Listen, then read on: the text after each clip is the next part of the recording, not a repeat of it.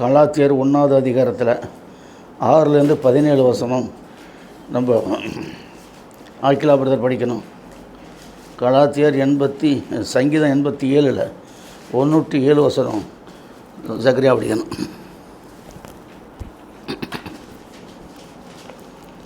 முதல்ல ஆக்கிலா படிங்க. நீங்கள் எல்லோரும் எடுத்துக்கிட்டோம். எடுத்துட்டீங்களா? கலாத்தியர் 1வது அதிகாரம் 6வது வசனம். உங்களை கிறிஸ்துவின் கிருபையினாலே அழைத்தவரை இவ்வளவு சீக்கிரமாய் விட்டு சுவிசேஷத்திற்கு திரும்புவதை பற்றி வேறொரு சுவிசேஷத்தை நான் ஆச்சரியப்படுகிறேன். வேறொரு சுவிசேஷம் இல்லை. சிலர் உங்களை கலங்கப்படுத்தி கிறிஸ்துவின் சுவிசேஷத்தை புரட்ட மனதாக இருக்கிறார்கள். வேற அல்ல. நாங்கள் உங்களுக்கு பிரசங்கித்த சுவிசேஷத்தை அல்லாமல் நாங்களாவது வருகிற ஒரு தூதனாவது வானத்திலிருந்து வருகிற சுவிசேஷத்தை உங்களுக்கு பிரசங்கித்தார். வேறொரு செய்தி அவர் சபிக்கப்பட்டவனாக இருக்க கடவுள். முன் சொன்னது போல மறுபடியும் சொல்கிறேன். நீங்கள் ஏற்றுக்கொண்ட சுவிசேஷத்தை அல்லாமல் சுவிசேஷத்தை ஒருவன் உங்களுக்கு பிரசங்கித்தார். வேறொரு சுவிசேஷத்தை ஒருவன் சபிக்கப்பட்டவனாக இருக்க கடவுள். அவன் சபிக்கப்பட்டவனாக இருக்க. இப்பொழுது நான் மனுஷரையா தேவனையா யாரை நான் மனுஷரையா பிரியப்படுத்த பாருங்கள். மனுஷரையா பிரியப்படுத்த இன்னும் மனுஷரை பிரியப்படுத்தவனாய் இருந்தால் நான் இன்னும் மனுஷரை பிரியப்படுத்த ஊழியக்காரன் அல்லவே. நான் கிறிஸ்துவின் ஊழியக்காரன். சகோதரரே, மேலும் சகோதரரே, என்னால் பிரசங்கிக்கப்பட்ட சுவிசேஷம் மனுஷனுடைய யோசனைப்படியா அல்லவென்று நீங்கள் உங்களுக்கு தெரிவிக்கிறேன். நான் அதை உங்களுக்கு மனுஷனால் பெற்றதும் இல்லை. கற்றதும் இல்லை. பிரன்னோமே அதை எனக்கு தெளிவுபடுத்தினார். ஆமென்.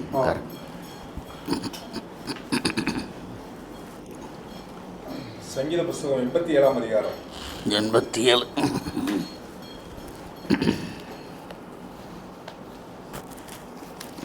படிங்க பிரதர். அவர் அஸ்திபாரம் பரிசுத்த பர்வதங்களில் இருக்கிறது. அவர் அஸ்திபாரம் பரிசுத்த பர்வதங்களில் இருக்கிறது. கர்த்தர் யாக்கோபின் வாசல்கள் எல்லாவற்றையும்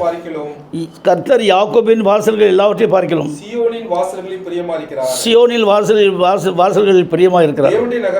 தேவனுடைய நகரமே, உன்னை குறித்து மகிமையான விசேஷங்கள் என்னை அறிந்தவர்களுக்குள்ளே ராகாபையும் பாபிலோனையும் குறித்து பேசுவேன். இதோ பெலிஸ்தியரும் தீரியரிலும் எத்தியோப்பியரிலும் கூட இன்னான் அங்கே பிறந்தான் என்று சீயோனை குறித்து இன்னான் அதிலே பிறந்தான் என்று சொல்லப்படும். உன்னதமானவர் அதை ஸ்திரப்படுத்துவார். கர்த்தர் ஜனங்களை பேரெழுதும் போது இன்னான் அதிலே பிறந்தான் என்று அவர்களை தொகையிடுவார். எங்கள் ஊற்றுகள் எல்லாம் உன்னில் இருக்கிறது என்று பாடுவாரும் ஆடுவாரும் ஏகமாய் சொல்வார்கள். ஆமென். முதல் சங்கீதத்தில் கிளீனாக சொல்கிறார். அந்த 1வது சங்கீதத்தை படிங்க. அதில் 87ல் 1ல் ஏன்னா அஸ்திபாரம் என்பது ஞானசனம் தான். பரிசுத்த பர்வதம் என்பது நம்முடைய சரீரம். இப்போ அவருடைய அஸ்திபாரம் எங்கே இருக்குது? இப்போ தேவன் எங்கே இருப்பார்? உன்னதமான தேவன் எங்கே இருக்கார்? நமக்குள்ளே இருக்கார். அது அடுத்த வசனம் பார்த்தீங்கன்னா இன்னும் ரொம்ப தெளிவாக இருக்குது. கர்த்தர் யாக்கோபின் வாசல்தலங்களை எல்லாவற்றையும் பார்க்கிலும் சீயோனின் வாசல்களில் பிரியமாயிருக்கிறார். ஏன்னா இப்போ சியோனின் வாசல் இதுதான், பரிசுத்த அலங்காரம் இதுதான். ஏன்னா சியோன் என்பது சாதாரண காரியம் இல்லை. சியோன் என்பது சாதாரண காரியம் இல்லை. இந்த சியோன் சொல்கிறாங்க இல்லையா? சியோன்னா ஒரு வேலுக்கு ஒன்றும் தெரியாது. அவன் எங்கேமோ நினச்சிக்கிட்டு இருக்கான். இங்கேருந்து நம்ம இங்கேருந்து இப்படியே சில பேர் சொன்னீங்கன்னா, சில பேர் பார்த்தீங்கன்னா இப்படியே நம்ம பரலோகத்துக்கு போயிடலாம் அப்படின்னு நினச்சிக்கலாம். கிடையவே கிடையாது. ஏன்னா முதலாம் உயிர்த்தல் நம்மளுக்குள்ளே முடிஞ்சிடுச்சு. இப்போ உயிர்த்தெழுந்த கிறிஸ்து எங்கே வந்துட்டார்? இப்போ உள்ளே உட்காந்துருக்கார். இவர் உள்ளே வந்தால் தான் 2வது நம்மளுக்குள்ளே இருந்து அவருடைய ஓட்டத்தை ஓடி முடித்து 2வது இந்த சரீரம் நித்திரடையும் போது இந்த ஆத்மாவை சரீரத்தை நித்திரடைய வச்சு ஆத்மா கூட்டி போயிடுவார். ஆத்மா வெளியில் வந்துடுது. அதுக்குன்னு ஒரு மகிமை சரீரம் இருக்குது. அது கொஞ்ச நாள் இளைப்பாறின உடனே அந்த மகிமை சரீரத்துக்குள்ளே இந்த ஆத்மா மறுபடியும் ஆத்மா மறித்து எங்கே போகுது? மகிமை சரீரத்துக்குள்ளே. இடமிருந்து வல்லம் பண்ணும்போது சிலுவை மரண பிரசவ 7 காயம் முத்திரையோடு இது வெளியில் வருது ஞானஸ்தானத்தில். இந்த பாக்கியம் யாருக்கும் கிடைக்கல, நம்மளுக்கு கிடைச்சிருக்கு. கர்த்தர் இந்த கேட்ட சத்தியப்படுறார், உங்களை ஆசீர்வதிப்பாராக. அது இல்லாமல் ஏன்னா இன்றைக்கி நம்ம 1ஆம் முத்திரை செய்தியின் விளக்க உரையை பார்க்க போகிறோம். வெளிப்படுத்தல் 6வது அதிகாரத்தில் 1-2 இதில் சொல்லப்பட்ட பார்த்திங்கன்னா அடிக்கப்பட்ட வண்ணமுள்ளவர், அடிக்கப்பட்ட வண்ணமுள்ளவர். நீங்கள் வெளிப்படுத்தல் 1வது அதிகாரத்தில் அங்கே என்ன பார்த்திங்கன்னா அடிக்கப்பட்டவர், அங்கே அடிக்கப்பட்டவர் நிற்கிறாரு. அவர்கிட்ட தான் எது சொல்லும்போது அடிக்கப்பட்டவர், அடிக்கப்பட்ட வண்ணம் உள்ளவர். இப்போ 2 பேரும் அங்கே நிற்கிறாங்க. எதை பார்த்தா அமெரிக்காவில், வட அமெரிக்காவில் வில்லியம் பெரன் பிரகாம் உள்ளே போய் பார்க்கும்போது அவருடைய சரீரம் உள்ளே போயிடுச்சு. உள்ளே போய் பார்த்தோன்னா அங்கே 3 பேர் நிற்கிறாங்க. முதல் யாருன்னு அடிக்கப்பட்ட 3 பேர் நிற்கிறாங்க. 3 பேரில் என்ன சொல்லுவோம், எலும்பும் தசையோடு உள்ளவர், எலும்பும் தசை நீக்கப்பட்டு அடிக்கப்பட்ட வண்ணமாக இருக்கிற ஒரு நிற்கிறார். இது அடுத்து என்ன சொல்லும்போது ரத்த நீக்கப்பட்ட சரீரத்தில் எலும்பும் தசை உள்ளவர் நிற்கிறாரு. அடுத்து சொன்னால் அடிக்கப்பட்ட வண்ணம் உள்ளவர் நிற்கிறாரு. அடுத்து சொன்னால் அடிக்கப்பட்ட வண்ணம் உள்ளவர் மறித்து அந்த வில்லியம் பெரன் பிரகாமுடைய சரீரத்துக்குள்ளே போய் அவருடைய ரூபத்தையும் சாயலை எடுத்துக்கொண்டவர் நிற்கிறாருங்க. இப்போ இந்த 3 பேரும் எப்படி இருக்காங்க, இவரை போல். இவர் 4வது ஆள்.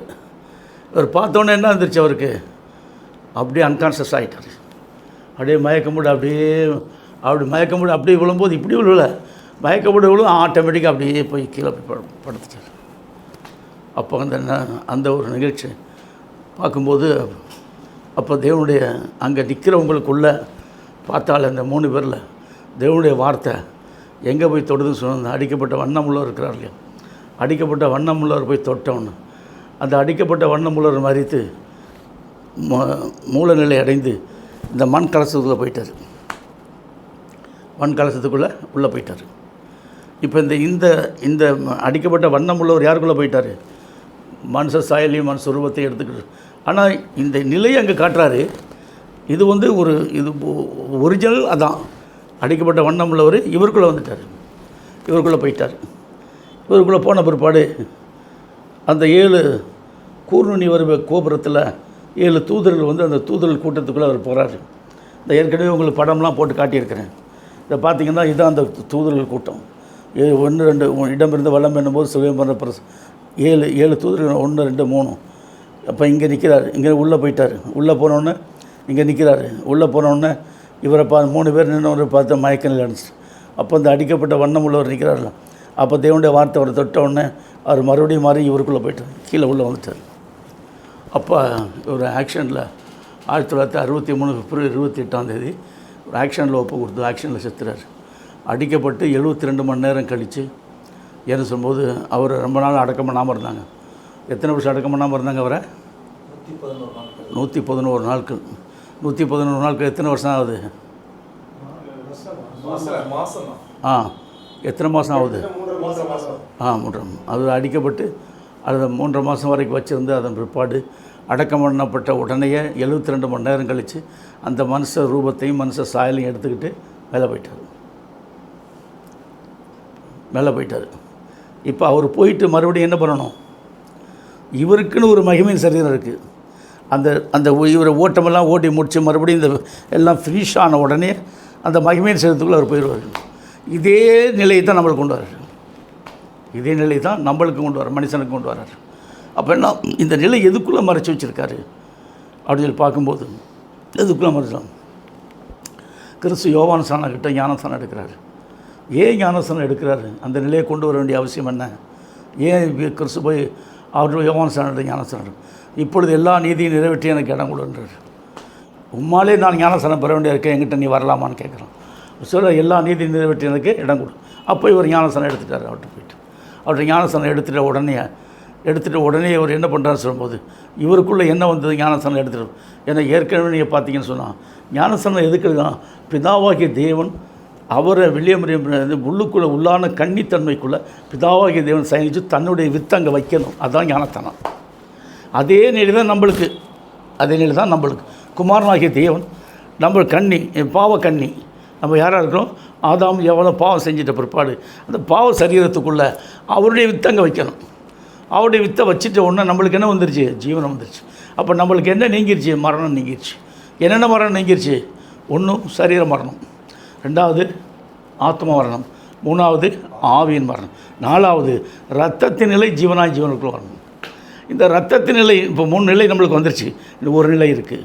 இந்த ஒரு நிலை எப்போ வரும்னு சொல்லும்போது, நீ இந்த சத்தியத்துக்காக வேண்டி தன்னைத்தான் அர்ப்பணித்து முழங்கால் போட்டு அநேக வித்துக்களை இது பாடுபட தான் இந்த நிலை மாறும். இந்த நிலை உனக்குள்ளே மாறி போச்சு. உனக்குள்ளே இந்த நான் சொன்ன நிலை வந்துருச்சதுக்கு அடையாளம் என்னென்னா, நீ நடந்து போகும்போதே ரோட்டில் கால் இருக்காது, அந்த இடத்துல நடந்து போகக்கூடிய நிலை வரும். அது நீ உணரக்கூடிய நிலை வரும். இது எல்லாருக்கும் அந்த பாக்கியம் தர்றாரு. எல்லாரும் அவர் சொன்ன அந்த கடமையை செய்யும்போது எல்லாருக்குள்ளேயும் இந்த பாக்கியம் ஆப்ரேட் ஆகும். எனக்குள்ளே மட்டும் இல்லை, ஏன்னா இந்த சத்தியத்தை கேட்கக்கூடிய விசுவாசிக்கு எல்லாருக்கும் ஞானத்தான கொடுத்துருக்குறேன். அப்போ எனக்குள்ளே இருக்கிறவர் உலகத்தில் இருக்கிறவர் பெரியவர். அதே மாதிரி உங்களுக்குள்ளே இருப்பவர் உலகத்தில் இருக்கிறவர்கள் பெரியவர். உலகத்தில் யார் இருக்கிறார்? இன்றைக்கி மரணம். எல்லாத்துக்குள்ளே என்ன வந்து மரணம் தான் இருக்குது. இன்றைக்கி நம்மளுக்குள்ளே எல்லாத்துக்குள்ளும் ஜீவன் வந்துச்சு. மரணத்தை நீக்கிட்டார், ஜீவனுக்குள்ளே வந்துட்டு நம்ம இப்போ நம்ம எப்படி இருக்கோம்? அந்தாச்சு. இப்போ ஒரு நிலையை நம்ம பார்க்கும்போது பிதாவாகிய தேவன் வந்து என்ன பண்ணுறாரு சொல்லும்போது, தன்னுடைய வித்தை யாருக்குள்ளே வச்சுட்டாரு? கண்ணிக்குள்ளே வச்சுட்டார். கண்ணி செத்து போச்சு. சிலுவையில் கிறிஸ்து பிறந்துட்டார். அப்போ கிறிஸ்து பிறக்கும்போது எப்படி வந்துட்டார் சொல்லும்போது, பிதாவாகிய தேவனுடைய குமாரன் கிறிஸ்து பிறந்துட்டார். மறுபடி அந்த பிதாவாகிய தேவனுடைய குமாரன் மரித்து மனுஷருக்குள்ளே போகும்போது எப்படி மாறுகிறார்? பிதாவாகிய தேவனுடைய பேரன் நேசகுமாரனாக மாறுகிறார். இதோ நேசகுமாரன் இவர் பிரியமாக இருக்குன்னு சொல்லிட்டு அப்படியே ஆஃப் பண்ணிட்டு, இல்லைடா நேசகுமாரன் பார்த்தா எப்படி இருக்காருப்பா, எங்கே சுற்றி எங்கே கொண்டு வந்துட்டார். அவர் சொன்ன காரியம் அத்தனையுமே ஆதியாகமம் 3:15 ஒரே வசனத்தில் ஃபுல்லாக வச்சுட்டார். இந்த வார்த்தைக்குள்ளாக எல்லாத்தையும் கொண்டு வந்து முடிச்சார். ஏற்கனவே நீங்கள் பார்த்தீங்கன்னா இது பார்த்தா வெளிப்படுத்தல் 6வது அதிகாரத்தில் 1-2 இதில் அடிக்கப்பட்ட வண்ணம் உள்ளவர் ஷேடர் நம்பர் 1. இவர்தான் சிலுவையில் அடிக்கப்பட்டவர், மாம்சத்தோடும் எலும்போடும் இருப்பவர். இவருக்குள் இருந்து தான் அடிக்கப்பட்ட வண்ணம் உள்ளவர் வெளியில் வர்றார். இந்த அடிக்கப்பட்ட வண்ணம் உள்ளவரைத்தான் வட அமெரிக்காவில் வில்லியம் பிரகாம் என்ற மனிதர் டுக்ஸான் என்ற காட்டு பகுதிக்குள் ஓர் கூர்நுனி கோபுர வடிவில் 7 தூதர்கள் கூட்டத்திற்கு எடுக்கப்பட்டார். அந்த கூடாரத்திற்குள், அந்த காட்டு பகுதிக்குள் மேற்படியான அந்த கூர்நுனி கோபுர வடிவில் அந்த 7 தூதர்கள் கூடாரத்திற்குள் எடுக்கப்பட்டார். அங்கே உள்ளவை பார்த்தபோது இவரைப் போல அந்த 3 பேர் அங்கே நிற்பதை பார்த்து மயக்க நிலைந்து மல்லாக்க அப்படியே படுத்துடும். சார் வெளிப்படுத்தல் 1வது அதிகாரம் 18 சிலுவையில் மரித்து இரத்தம் நீக்கப்பட்ட சரீரத்துடன் எலும்புகளுடன் இருப்பவர். 1வது அதிகாரத்தில் 18வது வசனம். இவர்தான் ஷேடர் நம்பர் 1. இவர் அங்கே நிற்கிறார். 1:18 பாருங்கள். மரித்தேன், ஆனாலும் இதோ சதா காலங்களிலும் உயிரோடு இருக்கிறேன். ஆமென். நான் மரணத்துக்கும் பாதாளத்துக்கும் திறவுகளை உடையவனார். ஏன்னா அவர் மரித்த பிற்பாடு என்ன பண்ணார்? எதுக்காட்டு மரித்தானா? உலகத்தின் சர்வலத்தின் பாவத்தை சுமந்து தீர்க்கிறதுக்கு ஏதோ மரித்தேன்னு சொல்கிறார். நீங்கள் நல்லா கவனிங்க, அதுக்குள்ளே உள்ள ரகசியத்தை சூட்சமத்தை சொல்கிறாங்க. அவர் மரிக்கலை. கன்னி பிதாவிதோட பொண்டாட்டி மரிக்குது. பிறக்கிறது யார்? கிறிஸ்து குமாரன் பிறக்கிறார். பிதாவிதனுடைய குமாரன் பிறக்கிறார். அப்போ அவர் மனைவி சிலுவையில் மரித்தா தான் அவருடைய குமாரன் பிறக்க முடியும். இப்போ இந்த எலும்பு தசை நீக்கப்பட்ட பிற்பாடு பிதாவிதனுடைய குமாரன் வெளியில் வர்றாரு. மறுபடியும் இவர் மரித்து தேவனுடைய வார்த்தை சொட்ட பிற்பாடு மண் கலசத்தில் மறுபடியும் இந்த மண் கலசத்தை மறிக்க வச்சு அந்த மனுஷ சாயலை மனுஷ ரூபத்தை எடுத்துகிட்டு ஒரு வர்றாரு. அவர் யார்? அவர் தான் பிதாவாய் தேவனுடைய பேரன் நேசகுமாரன். எப்படி கொண்டு வந்துட்டார் பார்த்தீங்களா? இப்போ நேசகுமாரன் எங்கேருந்து எங்கே எடுத்துட்டார்? இப்போ சொல்ல புரியுதா? நேசகுமாரன் எங்கேருந்து எங்கே கொண்டு வந்துட்டார்? இப்போ மனுஷ ரூபத்திலும் மனுஷ சாயலும். இப்போ இந்த ஆராதனை ஸ்தலமே இவர் தான். நம்ம இப்போ அவரை ஆராதிக்கக்கூடாது. நாமத்தை மட்டும் நம்ம என்ன பிராண்டோம்ன்ற நாமத்தை நம்ம ஆராதிக்கணும். இப்போ அவருக்கு நாமமே பிரணோம் தான். பிரணோம்ன்ற நாமத்தை மட்டும் நம்ம ஆராதிக்கிறோம். உருவத்தை நம்ம ஆராதிக்கக்கூடாது. அவர் கொடுத்த ஒரு இது பிரகாரம். ஏன்னா அது 7 எழுத்தில் தனித்தனி எழுத்தில் வரணும். வரணும். அதனுடைய கூட்டுத்தொகை பிரணவம் வரும். அது நான் ஃபுல்லாக சொல்லியிருக்கேன். பிராண்ட்னா என்ன, நோம்னா என்ன சொல்லி எல்லாத்தையும் எழுதி நோட்டீஸில் போட்டு பக்கா கொடுத்தோம். ஏன்னு கேட்டால் நம்ம எந்த ஒரு சொல் செயல் சொன்னார், அது கிரியில் கொண்டு வந்து முடிச்சிட்டாரு. இப்போ ரெண்டும் சேர்ந்தது தான் பிராண்டம்ன்றான். ஏன்னா பிதாவாய் தேவன் எதை சொன்னாரோ அதுதான் செய்வார். அதே மாதிரி சொல்லும் சேரும்.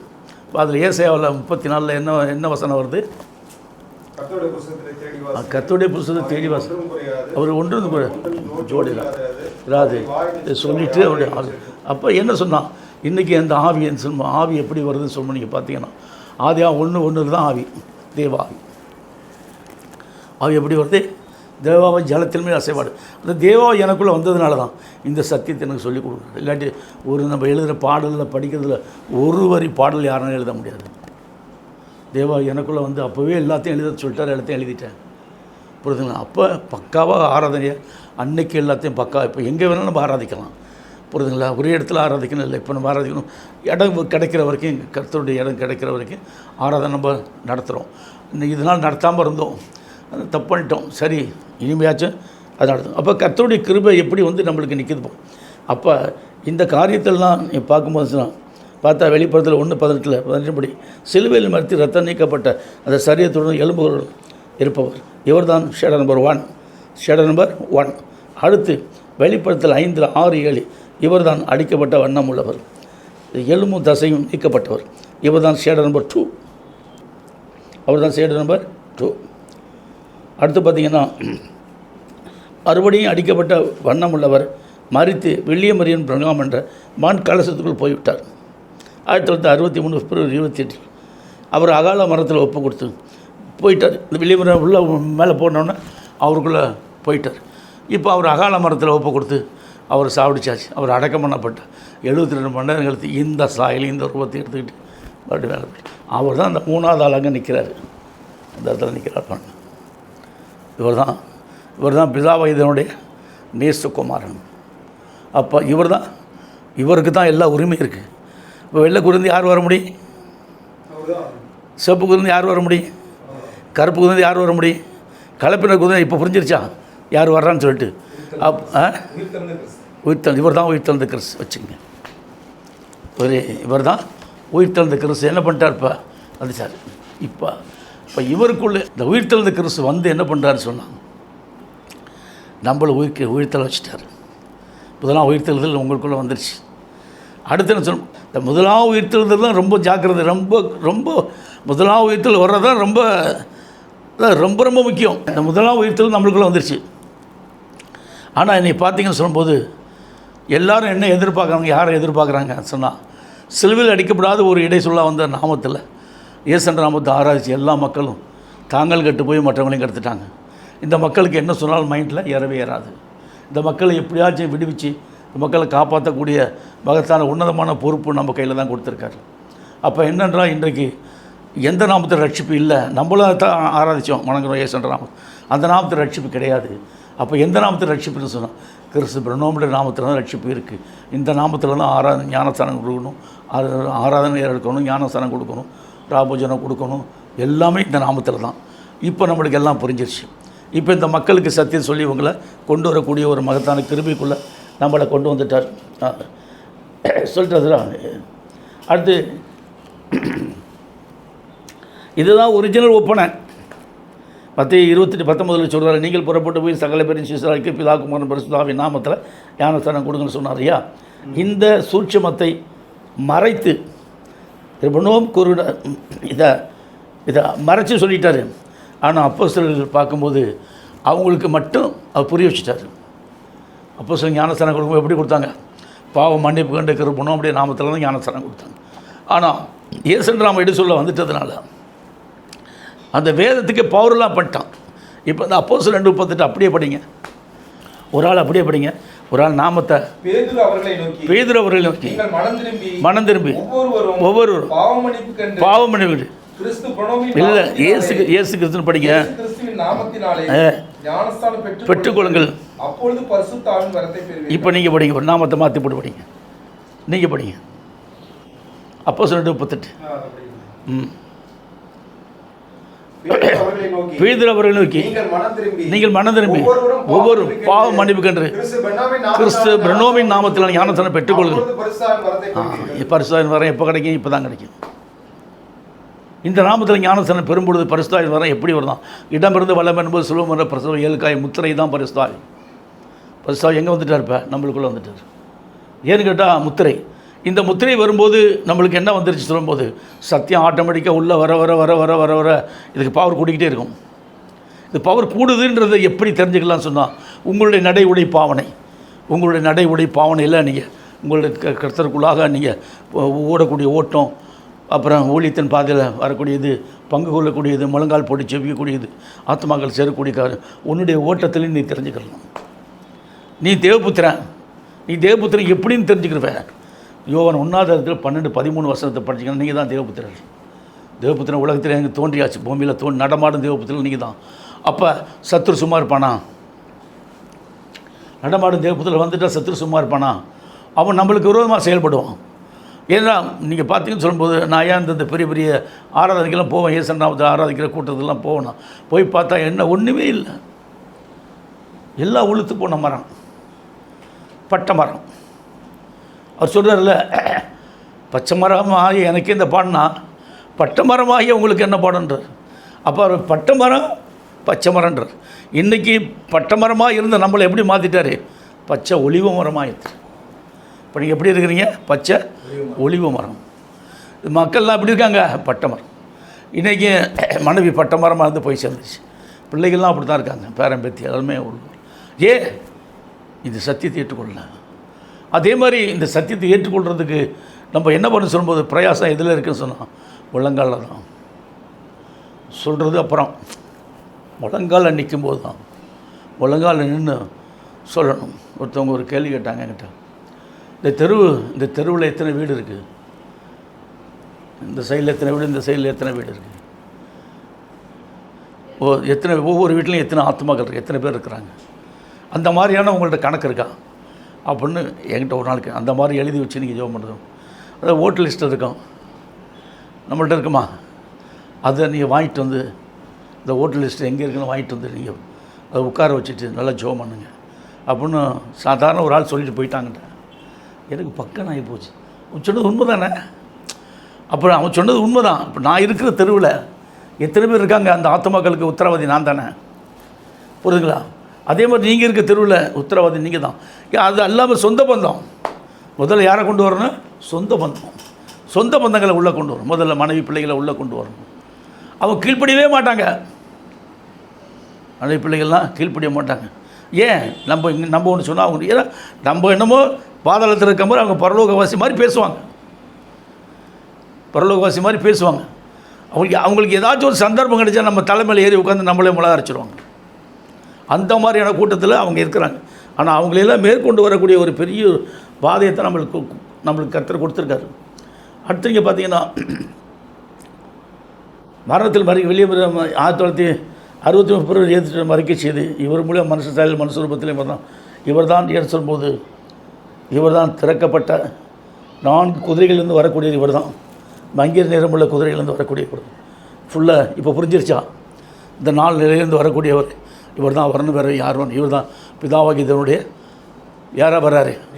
நேசகுமார். உயிர்த்த அந்த கிறிஸ்துவ வர்றார். இவர் தான் நேசகுமார். அப்போ இவர் தான் அங்கே வர்றாரு. மனுஷ சாயலையும் மனுஷ ரூபத்திலையும் வர்றாரு. எப்பேற்பட்ட கிருபிக்குள்ள நம்மளை தூக்கிட்டார் பார்த்தீங்கன்னா. இவர் தான் பிதாவாகிய தேவனின் பேரன் நேசகுமாரன் ஆவர். இதில் பிதா குமாரன் பரிசுத்தாவி என்பதன் பொருள் பார்த்திங்கன்னா சிலுவையில் அடிக்கப்பட்டவர் பிதாவுக்கு ஒப்பனையாக இருக்கிறார். நம்பர் 2, சிலுவையில்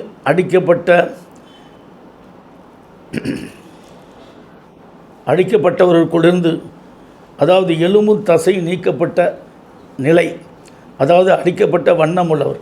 இவர் குமாரனின் ஒரிஜினல் நிலைக்கு ஒப்பனையாக இருக்கார். அடுத்து அடிக்கப்பட்ட அந்த வண்ணமுள்ளவர் மனுஷனுக்குள் வெளியமுறை பிரகாம் என்ற மனுஷனுக்குள் மறித்து அந்த வெளியான சாயலையும் உள்ளான ரூபத்தை எடுத்துக்கொண்டு வர்றார் இல்லையா? இவர் தான் பரிசுத்தாவிக்கு ஒப்பனையாக இருக்கார். பரிசுத்தாவிக்கு ஒப்பனை வந்துருச்சா?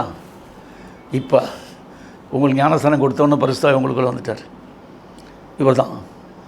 நீங்கள் பார்த்தீங்கன்னா அபிஷேகத்தில் 35 விதமான அபிஷேகம் இருக்குது. பரிசுத்தாவியில் 35 விதமான பரிசுத்தாவி இருக்குது. அதாவது மரியாளுடைய கர்ப்பத்தில் உருவாக்கப்பட்டது பரிசுத்தாவியில் தான் ஒரு குழந்தை உருவாச்சு, அது தனி. ஆனால் நம்மளுக்கு வந்திருக்குதுன்னு சொல்லும்போது தேவ ஆவி, ஆதியாகமம் 1:1 சொல்லப்பட்ட ஜலத்தின் மேல் அசைவான், தேவ ஆவி ஜலத்தின் மேல் அசைவான். ஜலம் என்பது எது குறிக்கும் சொல்லும்போது மக்கள் தான். வலது பாதம் எங்கே வைக்கிறார்? சமுத்திரத்தில். இடது பாதம் எங்கே வைக்கிறார்? பூமியில் வைக்கிறார். வலது பாதம் என்பது என்ன சொல்ல, திரளான மக்களுக்கு மத்தியில் வலது பாதம் 2 ஊழியம், இன்றைக்கி 2 ஊழியம் நடக்குது. திரளான மக்களுக்கு மத்தியில் இந்த ஊழியத்தை அவர் கொண்டு வர்றார். கொண்டு வரும்போது எதை கொண்டு வர்றாரு? நல்லா கவனிங்க. கொண்டு வரும்போது ஏசன் நாமம் ஆராதிக்க நாமம் கிடையாது, அதை ஆராதிக்கக்கூடாது அப்படின்னு வரும்போது இந்த சத்தியம் எப்பேற்பட்ட சத்தியமாக இருக்கணும். மக்களை வந்துட்டு மரித்து போன ஆத்மாவுக்கு உயிர் கொடுக்குற சத்தியம், மரித்து போன சரீரத்துக்கு உயிர் கொடுக்குற சத்தியம், மரித்து போன ஆவிக்கு உயிர் கொடு, மரித்து போன எது சொல்லும்போது ரத்தத்தின் நிலை மரணமாய் மரணத்துக்குள்ளே பண்ணிட்டான், அதுக்கு ஜீவன் வருது. அப்போ நம்மளோட ரத்தத்தின் நிலை ஜீவனாயும், மரணம் இருந்தும் ஆத்மா மரணம் என்று சொல்லும்போது ஆத்மா ஜீவாத்மா வந்துருச்சு. ரத்தத்தின் நிலை ஜீவனா ஜீவன் ஆத்மா ஜீவ சரீரம் ஜீவாவி. இப்போ 4 நிலை வந்துருச்சு. முந்தினாலும் எதை இழந்தானோ அதே நிலையை பிந்தின ஆதாம் வந்து தான் மரித்து, ஏன்னா மரணத்துக்கு அதிகார பிசாசானவனை தமது மரணத்தில் அழிக்கும்படி அவரும் பிள்ளைகள் மாம்சத்தோடு ரத்தத்தோடு இருப்பதால் அவரும் அவர்களைப் போல மாம்சம். இப்போ நீங்கள் நல்லா இதில் ஒரு வார்த்தையை கவனித்து பாருங்கள். மரணத்துக்கு அதிகார பிசாசன் தமது மரணத்தை அழிச்சிட்டான்னா இப்போ மரணத்துக்கு அதிகாரி யார்? பிசாசா இவரா?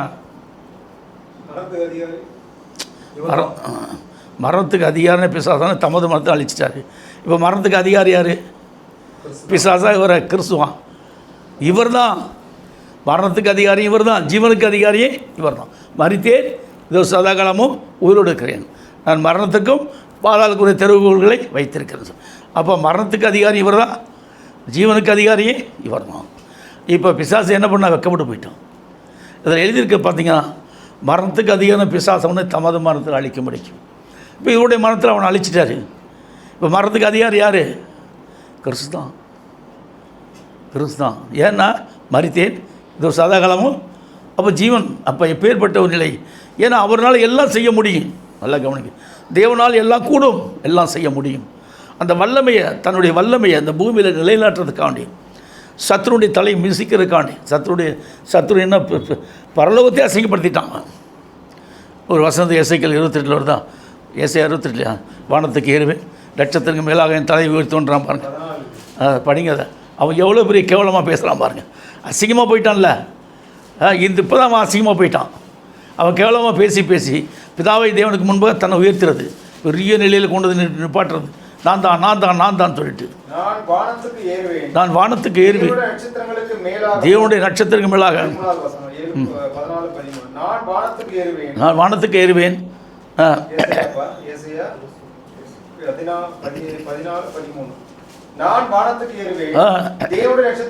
மேலாக உயர்த்துவேன் என்றும்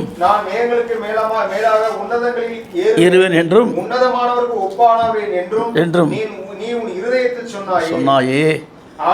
ஆனாலும் போச்சு. பிசாசு என்ன பண்ணிட்டாரு? தள்ளிட்டார். அதாளமான பாதாளத்தை. ஏன் இந்த மாதிரி மேட்டுமை கொண்டு பேசுகிறதுனால இன்றைக்கி இவனை போல தான் இந்த பைபிள் வச்சுருக்க மொத்த பேர் இருக்கான். நல்லா கவனிங்க. நான் வானத்துக்கு ஏறுன்னு சொன்னான் பாருங்கள், அவன் யார்? அதுதானே பிசாசு. அப்போ அவனுடைய ஆள் யாருக்குள்ளே வந்துருச்சு? எல்லாருக்கும் த்ரூ அவுட் வேர்ல்டு. அப்பா இப்போ வந்துட்டாருன்னா ஒரு செகண்டில் ஒரு இமைப்பொழுதில் பருவமாயே போயிடும். லேடு இப்போ இதெல்லாம் எதை குறிக்குது? எதை குறிக்குது?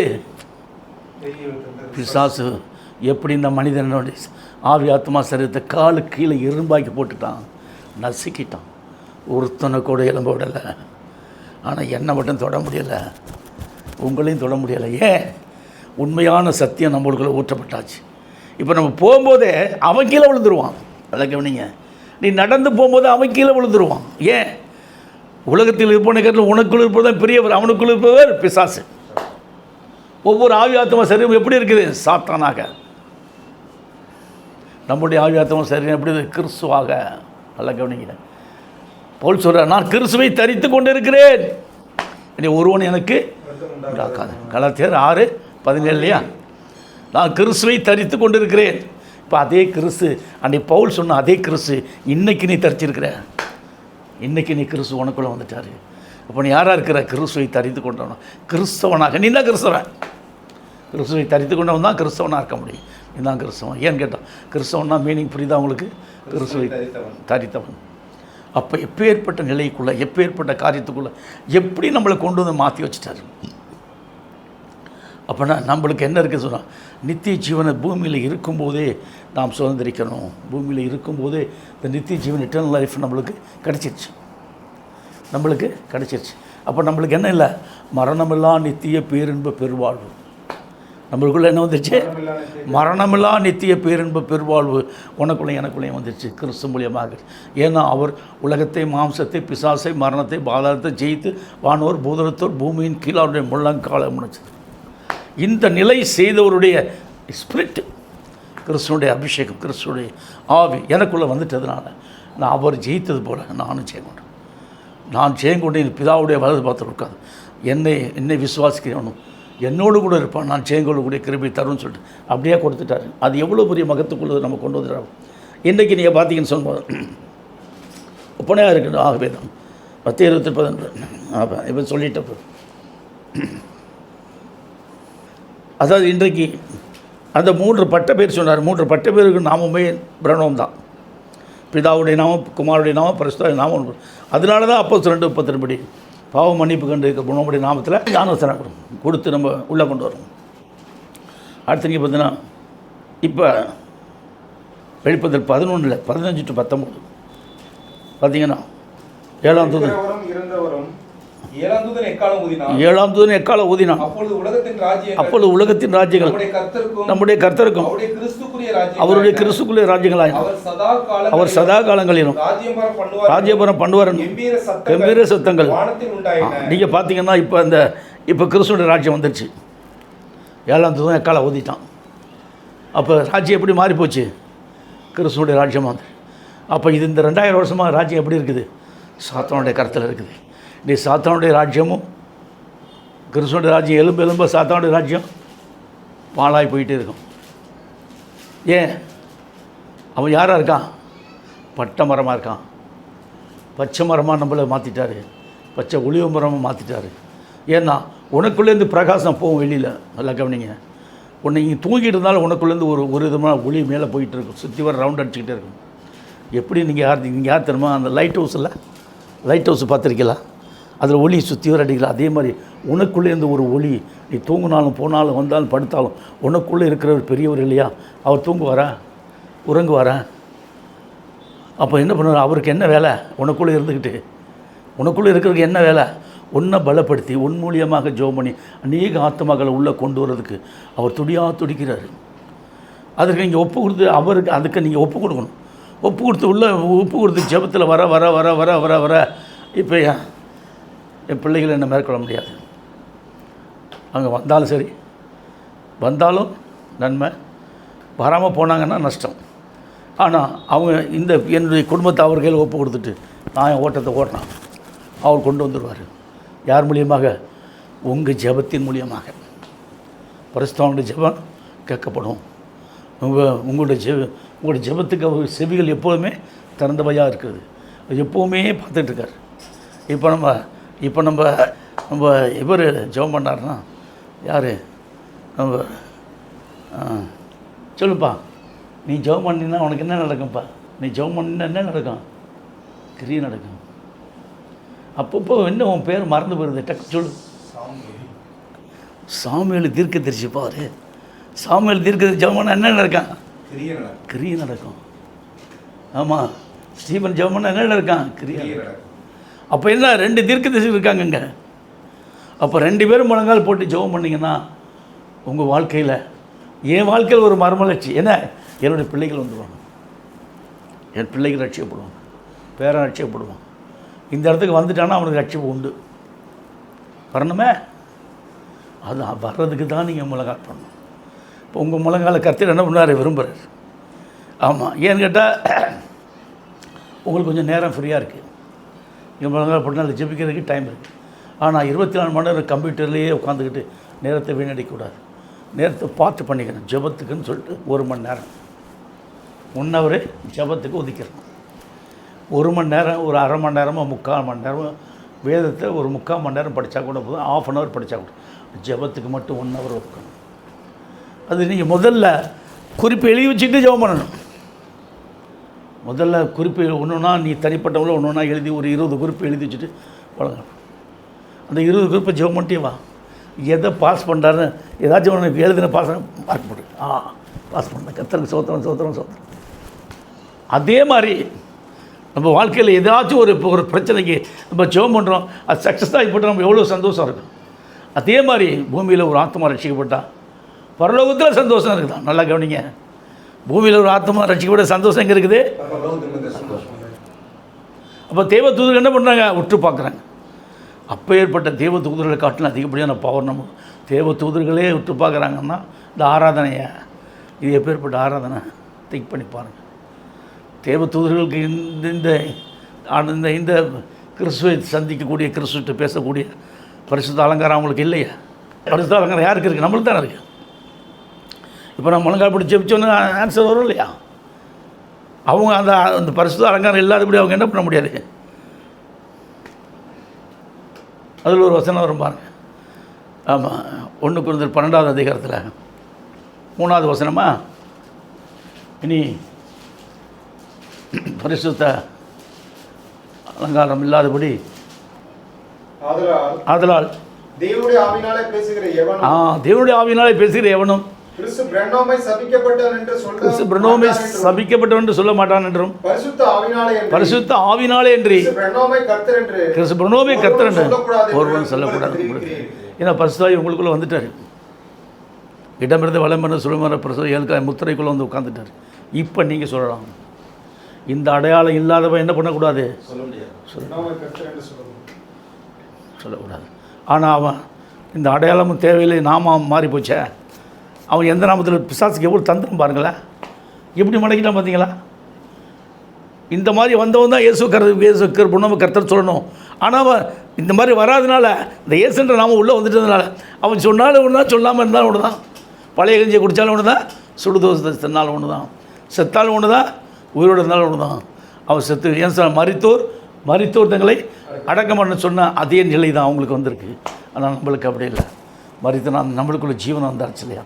அப்போ அவன் எப்படி வேணாலும் இருக்கலாம், நம்ம அப்படி இருக்க முடியாது. இப்போ நம்மளுக்குள்ளே என்ன இருக்குது? எப்பேற்பட்ட கிருபையை நம்மளுக்கு தந்துடு. அடுத்து நீங்கள் பார்த்தீங்கன்னா இப்போ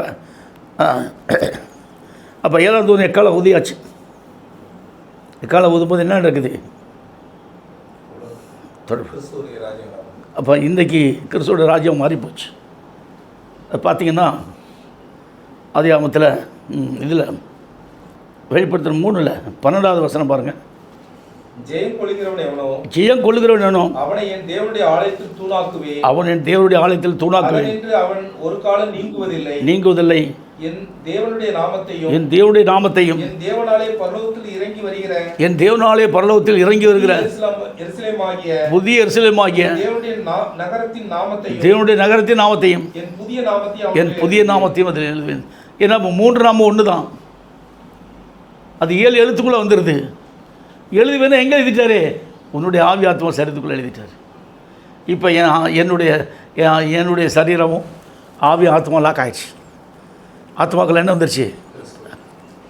முத்திரை வந்துருச்சு, ரத்தம் வந்துருச்சு. அடுத்து என்ன வந்துருச்சு? சுழிப்பட்டியல் உபதேசம் வந்துருச்சு. அதுக்கு மேலே என்ன வந்துருச்சு? நாமம்.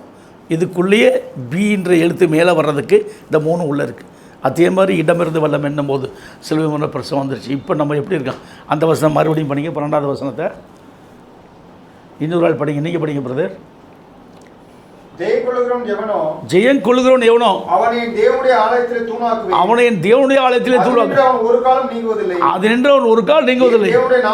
என் தேவனுடைய நாமத்தையும் என் தேவனால் பரலோகத்தில் இறங்கி புதிய எருசலேமாகி என் தேவனுடைய நகரத்தின் நாமத்தையும் என் புதிய நாமத்தில் அவர்கள்.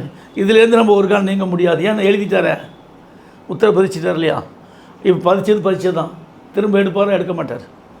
அப்போ நாம் தான் அவரை காத்து கொண்டு உள்ளுக்குள்ளே இருக்கிறவரை அவமானப்படுத்தாதபடி, துக்கப்படுத்தாதபடி, உள்ளுக்குள்ளே இருக்க கனப்படுத்தி அவரையும் கனப்படுத்தணும், வேதத்தை கனப்படுத்தணும். இப்போ வேதத்தை எப்படி கனப்படுத்தணும் புரிஞ்சிருச்சா?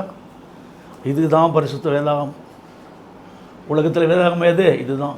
இந்த பரிசுத்த வச்சு பார்த்தீங்கன்னா ஒவ்வொரு வீடுகளில் எங்கே போட்டிருப்பாங்க, மூளை முழுக்க முக்குளத்துக்கு போட்டிருப்பாங்க.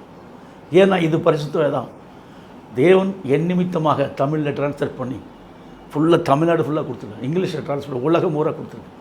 எல்லா லாங்குவேஜிலையும் ட்ரான்ஸ்லேட் பண்ணி கொடுத்துட்டார். ஏன்? ஒருவனு கட்டும்போது அவர் சித்தமில்லை, எல்லோரும் ரட்சிக்கப்படுவது.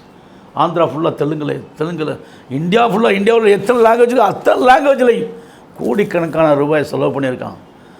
பெரிய பெரிய பணக்காரர்கள்லாம் சேர்ந்து ட்ரான்ஸ்ஃபர் பண்ணி கொடுத்துருக்காங்க ஃப்ரீயாக. இது யார் செய்த வேலை? பரிசுத்த ஆவியானவர் என் நிமித்தமாக, இந்த மகிமையடைந்த மணவாட்டி சபை நிமித்தமாக, இந்த மகிமையடைந்த மணவாட்டி சபைக்குள்ள எல்லாரையும் அவர் கொண்டு வர நிமித்தமாக அவர் செய்துட்டார். இன்றைக்கி இன்றைக்கி எப்பேற்பட்ட கிருபைக்குள்ளே, எப்பேற்பட்ட சத்தியத்துக்குள்ளே, எப்பேற்பட்ட பாக்கியத்துக்குள்ளே நம்மளை கொண்டு வந்துட்டார். நாம் தேவ புத்திரர்களாக இருக்கிறோம்னு சொன்னால் சாதாரண காரியமே அல்ல. நான் தேவனுடைய முத்திரையை தரிக்கப்பட்டவன் தான் தேவபுத்திரன். தேவனுடைய முத்திரையை ராஜரிக ஒரு இடத்துல சொல்கிறார்ல, ஆசாரிய முத்திரை எதில் வருது? 1 தீமோத்தேயுலையா? முத்திரையை தரித்திருக்கேன் பாருங்கள். தீமோத்தேயு 12. நீங்களோ சீயோன் மலையினிடத்திற்கும் ஜீவனுள்ள தேவனுடைய நகரமாகிய பரம எருசலேமிடத்திற்கும் 1000-16,000 தேவ தூதர்களிடத்திற்கும் பரலோகத்தில் பேர் எழுதியிருக்கிற முதல் பேரானவர்களின் சர்வ சங்கமாகிய சபையினிடத்திற்கும் யாவருக்கும் நியாயாதிபதியாகி தேவனிடத்திற்கும் பூர்ணராக்கப்பட்ட நீதிமான்களுடைய ஆவிகளிடத்திற்கும் புது உடன்படிக்கையின் மத்தியஸ்தர் ஆகிய கிறிஸ்து பணவிடத்திற்கும் ஆவியுடைய ரத்தம் பேசினை பாருங்கள் நன்மையானவர்களை பேசுகிற ரத்தமாகி தெளிக்கப்படும் ரத்தத்தினிடத்திற்கும் வந்து சேர்ந்தீர்கள். அப்பா, இத்தனைக்கு நம்ம வந்துட்டோம். அப்போ எல்லாத்தையும் ஜெயம் கொண்டு எங்கே தூக்கிட்டு வந்துட்டார் நம்மளப்பா? அவர் எங்கே ஒன்றா போடணுமோ அங்கே ஒன்றா போட்டார். அவர் தூக்கிட்டு வந்து எங்கே போட்டார்? சில கழுகு பார்த்தீங்க சொல்லுவது, திடீர்னு பெரிய ஒரு ஆட்டுக்குட்டியை தூக்கிட்டு ஓடும். 2 காயில் கவிக்கிட்டு ஆட்டுக்குட்டி எங்கே கிடைக்கிற டபக்கன்னு தூக்கிட்டு போயிடும். அது எங்கே கொண்டு போய் பெரிய மலையில் கொண்டு வச்சு கொத்தி தின்னுட்டு அப்போ வயிறார பசி ஆகிட்டு போயிடும். இப்போ நாம் யாராக இருக்கிறப்போ கழுகு கூட்டம். நம்ம யாராக இருக்கிறோம்? கழுகு கூட்டம். இந்த ஓநாய்களுக்குள்ளே ஆடுகளை அனுப்புன்னு சொன்னார் இல்லையா? ஓநாய்களுக்குள்ளே ஆடுகள்,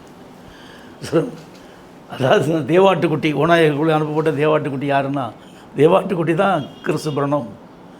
அவருடைய மாம்சத்தையும் ரத்தத்தையும் புசிக்கிற நம்ம தான் ஓநாய்கள். ஓநாய்கள் யார்? நம்ம தான். ஓநாய் என்ன பண்ண? ரத்தத்தை குடிக்கலையா?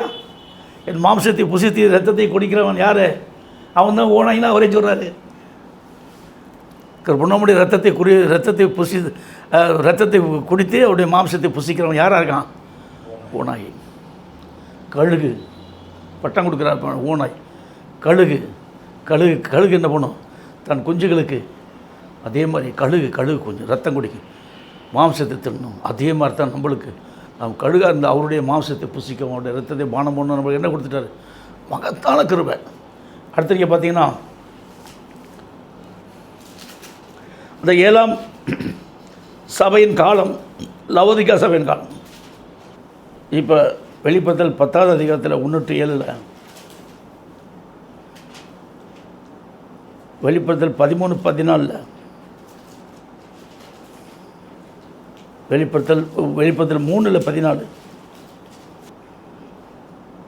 லவோதிக்கா சபையின் தூதனுக்கு நீ எழுத வேண்டியது என்னவெனில், உண்மையும் சத்தியமுள்ள சாட்சியும் தேவனுடைய சிருஷ்டிக்கு ஆதியுமாய் இருக்கிற ஆமென் என்பவர் சொல்கிறதாவது. ஏன்னா நீங்கள் பார்த்தீங்கன்னா இப்போ இந்த காலத்துக்கு ஒரு சபை எது? லவோதிக்கா சபை. இப்போ நம்ம கவுண்டரில் வந்துருச்சு லவோதிக்கா சபை. லவோதிக்கா காலம் எங்கே வந்துருச்சு? முதல்ல வந்துருச்சு. இது முதல்ல வந்து 7ஆம் சபை தான் முதல்ல வருது. இவன் 7ஆம் தூதன் எங்கே வரான்?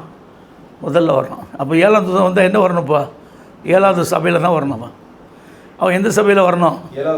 7வது சபையில் தான் வரணும். ஊரின் தீமுடைய எனக்கு பின்னாடி 6வது சபையில் 6ஆம் தூதன் வருவான், 5ஆம் தூதன் வருவான், 4ஆம் தூதன் வருவான், 2, 3 கடை வரிசையில் போய்ட்டு இன்னும் 10,000 வருஷம் இருக்குது. 2000 வருஷம் கழிச்சு 7ஆம் தூதன் வந்து தான் அவன் என்ன சொல்லும்போது கரெக்டாக நீங்கள் பார்த்தீங்கன்னா வெளிப்படுத்தல் 11-15 சொல்கிறாரு. 15-19 வரைக்கும் சொல்லும்போது பார்த்தீங்கன்னா 7ஆம் தூதன் எக்காலம் ஊதினான். அப்பொழுது உலகத்தின் ராஜ்யங்கள் 7ஆம் தூதன் எக்காலம் ஊதினான். அப்பொழுது உலகத்தின் ராஜ்யம் நம்முடைய கர்த்தருக்கும் அவருடைய கிறிஸ்துக்குரிய ராஜ்யம். ஏன்னா எக்காலம் என்பது ஏதோ சிலுவை பற்றியல் உபதேசம். எக்காலம்னா அது சிலுவை பட்டியல் உபதேசத்தை ஊதுவான். இந்த சிலுவை பட்டியல் உபதேசத்துக்கு முன்னாடி யார் நிற்க முடியாது? தள்ளப்பட்ட ஆவிகளும் மரணத்துக்குரியவர்கள் ஒன்று ஜீவனாக வரணும் அல்லது மரணத்திலே சாகணும். யாரும் கெட்டுப்போது சித்தமல்ல, எல்லாரும் ரட்சிக்கப்படணும். அப்போ எல்லாரும் எதுக்குள்ளே கொண்டு வரணும்? பண்பா ஜீவனுக்குள்ளே கொண்டு வரணும். கனமான ஊழியம். இந்த ஊழியம் பெறப்பட்ட ஊழியம் கனமான ஊழியம். இந்த கனமான ஊழியத்தை செய்கிறதுக்கு நாம் தகுதியாக இருந்தாலும் ஒன்று அவர் தகுதிப்படுத்துகிறார். என்ன தகுதிப்படுத்தினது போல் இந்த செய்தி எனக்கு எப்படி வந்துச்சு திங்க் பண்ணி பாருங்கள். என் மைண்டில் அவர் பேசுகிறார்.